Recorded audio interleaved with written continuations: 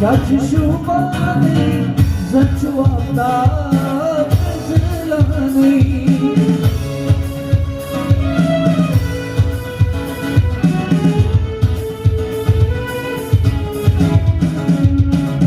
जुनी नदी पेटली त्याची शुभाने जचू आपला गजला नाही